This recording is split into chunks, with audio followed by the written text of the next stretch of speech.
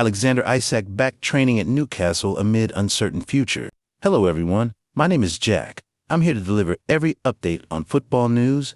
Like and subscribe. Don't forget to leave your thoughts in the comments section. Alexander Isak has returned to Newcastle United's training ground after spending time working alone at his former club, Real Sociedad Zubida base. Catching Magpies head coach Eddie Howe by surprise, the 25-year-old Sweden international escaped a self-imposed reclusion in Tyneside to train independently in Spain. Making it quite obvious that he's not injured, he flew to Spain to train on his own. While Newcastle's squad continued their preseason tour in Asia. Isak's now back in the UK, ahead of the club's final preseason fixtures and the start of the Premier League campaign later this month, although he might never put on the black and white stripes again.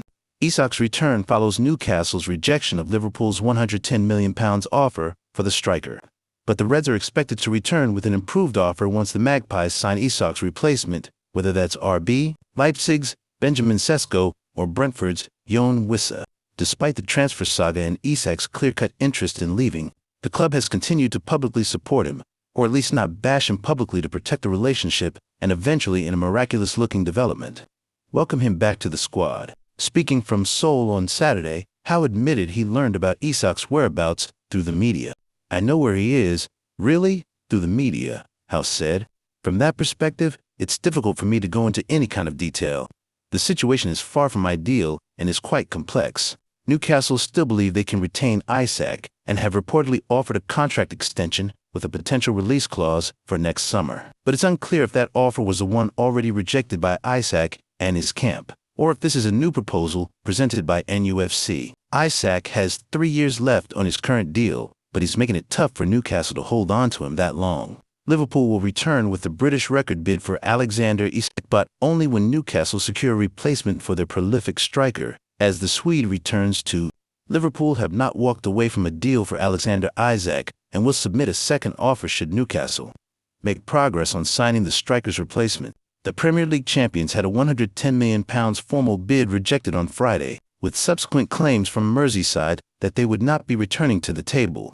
However, Mail Sport understands that is not the case, and as Newcastle press ahead with deals for RB Leipzig's Benjamin Sesko and Brentford's Yoane Wissa, they anticipate a much improved approach from the Anfield club. Liverpool know it's pointless to make an offer while Newcastle awaits Sesko's decision, with Man United also keen.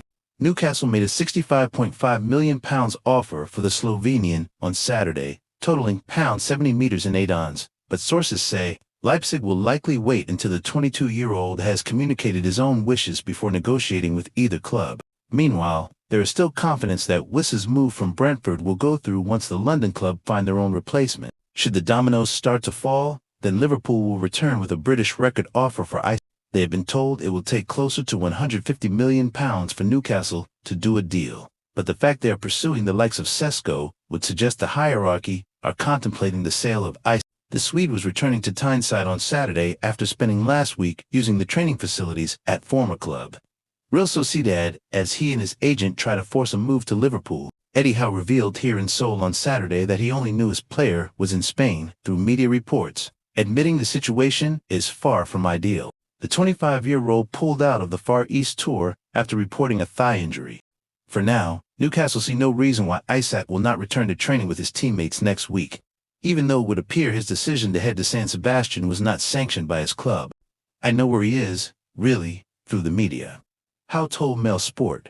"From that perspective, it's difficult for me to go into any kind of detail. The situation is far from ideal and is quite complex." Of Liverpool's opening offer, Howe said, "I was made aware of a bid yesterday Friday, and that bid was turned down, all before I'd even heard about it. People back in England are dealing with the situation. I don't know what happens next. From our perspective, we still support Alex in every way, and my wish is that we see him in a Newcastle shirt again. There is some sympathy for Isak inside Newcastle, with the feeling he has been badly advised." And when asked if Liverpool had unsettled his star player, Howe said, "It's difficult, because you don't know what is going to happen from this point. We can only deal with the reality. The reality is we had a first bid from Liverpool, and I believe that was turned down. From this point onwards, let's see what happens, in terms of trying to upset players and all that kind of stuff. From my perspective, we can only talk about our conduct. We try to do things in the right way.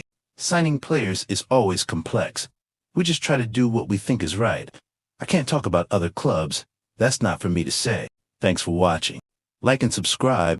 Eddie Howe hopeful striker will remain at Newcastle, but admits his future is uncertain. Eddie Howe is hopeful Alexander Isak will remain at the club, but has admitted the striker's future is uncertain. Isak has informed the club he wants to explore his options. Liverpool have shown an interest in Isak, but have also signed forward Hugo Ekitike for £79 million this summer. Newcastle boss Eddie Howe hopes Alexander Isak will stay at the club, but has admitted his future at St. James Park is uncertain. Isak has informed Newcastle that he wants to explore his options this summer and is not part of the Magpies squad for their preseason tour of Singapore. While he is also managing a minor thigh injury, there has not been an official or formal transfer request to date.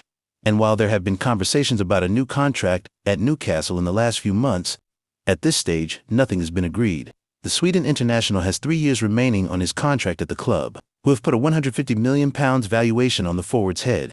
Liverpool are thought to still admire Isak, despite signing Hugo Ekitike. He is now in Newcastle, getting his injury assessed. Hopefully he will be back soon and playing in the black and white shirt. That's what we want to see. Howe said in his press conference ahead of the preseason friendly against Arsenal on Sunday afternoon. Of course there are things going on behind the scenes. Conversations that happen between Alex and ourselves, and Alex and the club, will stay private. He is very popular in the dressing room and would love him to continue his journey at Newcastle. There are no contract talks taking place. That will be for a later date, potentially. I certainly hope he stays. It's football. Who knows what the future will bring? How Isak's situation is not a distraction. Howe was then questioned about whether Isak's situation is disrupting the preseason preparations for his side, who play 5 friendlies before facing Aston Villa in their season opener on August 16th, with the Newcastle boss insisting the saga was not a distraction.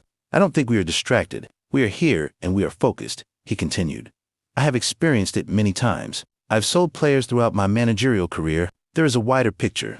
There is a football club that has to make the decision. Whatever happens has to be right for Newcastle. We are in a strong position financially and are determined to be successful. I wouldn't put a time scale on it. It has to be right for the football club, and they will make the right decision with all the information they have. It's up to us to make good decisions the other way and to improve the squad, regardless of Alex's situation. We want stability and the group to have a really good feeling. How? We need reinforcements, but the window is challenging. While Isak's future bubbles away behind the scenes, Newcastle are actively searching for further reinforcements to bolster Howe's squad for the 2025-26 season. However, the 47-year-old has commented on how challenging the market currently is due to prices skyrocketing and the limited pool of players. The Magpies secured the £55 million signing of Anthony Elanga from Nottingham Forest earlier in the window, but have since missed out on Ekitike to Liverpool, with goalkeeper target James Trafford also looking set to join Manchester City. The window is challenging for us. We have multiple players that we are looking at across multiple positions. Howe said in his press conference ahead of the preseason friendly against Arsenal in Singapore on Sunday. Other clubs will say the same. It is a challenging window as prices are going up and the pool of players is smaller. We are actively in the market. We are looking. We need to do business and need to bring players in. With all the games we will have, we need the options and depth. It's a totally different campaign in the Champions League. I hope we can bring players in, and not just players, but ones that can make a difference. We won't stop until the window shuts. Newcastle are set to move on to other targets, with a deal for Brentford striker Johan Wissa currently looking unlikely. Newcastle have been told to significantly up their offer or walk away from the transfer, much to the frustration of Wissa and his representatives, who've made it clear he only wants to join them. Eddie Howe's side had a bid of £25 million turned down and were willing to up their offer. Wissa feels he may not get the chance to play Champions League football again. Newcastle were lining up Wissa to be second choice to RB Leipzig striker Benjamin Sesko if Alexander Isak was to leave the club. Brentford boss Keith Andrews said on Friday night that Wissa will return to training with the squad next week. He has gone back to London. It was his decision, obviously because of speculation. Andrews told the official Brentford media team after his first game in charge of the Bees against Gil Vicente ended in a 1-1 draw. There are clubs interested and he felt it was the right thing to go back to London. It's simple, really. He folds back into the group next week when we come back to training. Thanks for watching. Like and subscribe. Tottenham reach agreement for West Ham's Mohamed Kudus. Hello everyone, my name is Jack. I'm here to deliver every update on football news. Like and subscribe. Don't forget to leave your thoughts in the comment section. Tottenham Hotspur have reached an agreement for Mohamed Kudus from West Ham United for a fee of around £55 million, $74.7 million. A medical is scheduled to take place on Thursday ahead of Kudus signing a 6-year contract at the North London club. The Athletic reported on July 5th that Tottenham had made a £50 million offer for the 24-year-old, which was turned down as talks continued. The Ghana international is prioritizing a move to Spurs if he leaves West Ham, and personal terms are not expected to be an issue. Kudus' contract runs until 2028 and has a buyout clause that is only active for the first 10 days of July. Valued at £80 million, $108 million for teams on the continent, 85 meters for those in the Premier League, and £120 million for those in Saudi Arabia. Kudus registered 5 goals and 4 assists in 35 Premier League games for West Ham last season, his second after joining for €41.5 million from Ajax in the summer of 2023. That output was slightly down on that from his debut league campaign in England, when he managed 8 goals and 9 assists. Tottenham have been keen to add forward options to their squad, as well as securing a permanent deal for Mathys Tello, who spent the second half of last season on loan from Bayern Munich. Tel 20 has signed a 6-year contract after moving for a fee worth up to €45 million. Spurs have shown interest in Bryan Mbeumo, in a move that would reunite the Cameroonian with his former head coach at Brentford, Thomas Frank. But Mbeumo, 25, has informed the North London side that he wishes to join Manchester United, who are working to complete a deal after seeing 2 bids turned down. A significant coup for Spurs.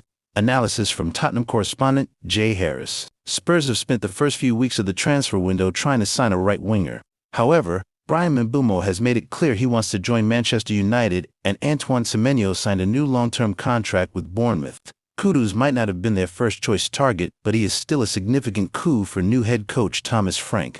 Frank loves players who are positionally versatile. Kudus has spent the majority of his time with West Ham United on the right wing, but he operates as a number 10 for Ghana. Frank could use the 24-year-old as a threat, cutting inside onto his stronger left foot, or as a powerful and dynamic dribbler in tight central areas. Tottenham's squad struggled to cope with the demands of the Premier League and the Europa League last season, so it was crucial that they boosted their numbers this summer. Mathys Tello arrived permanently after spending the second half of last season on loan from Bayern Munich, but he only turned 20 in April and is still raw. Kudus has a lot of room for growth, but is far more experienced and proven. It will be interesting to see how Kudus' arrival impacts Brennan Johnson and Dejan Kulusevski. Johnson was Tottenham's top scorer in all competitions last season, and he scored the winning goal in the Europa League final. Johnson primarily plays on the right, and Frank tried to sign him when he was in charge of Brentford. Will Kudus replace Johnson as the first-choice right winger, or will he take over Kulusevski's playmaking responsibilities in the middle of the pitch? Spurs have a lot of attacking talent at their disposal, and it will be fascinating to see how Frank will effectively combine them. Tottenham have agreed a £55 million fee with West Ham to sign midfielder Mohamed Kudus. The Ghana international is now set to have a medical before signing a long-term contract. BBC Sport reported on Saturday that the Hammers had rejected an initial £50 million, but a deal has now been clinched. Kudus, who has an £85 million release clause, joined West Ham in a £38 million deal from Ajax in 2023. He has made 65 Premier League appearances for the club, scoring 13 goals and providing 9 assists. At least 6 top clubs have inquired about Kudus in recent weeks, but well-placed sources told BBC Sport the 24-year-old had prioritized a move to Spurs. Thanks for watching. Like and subscribe.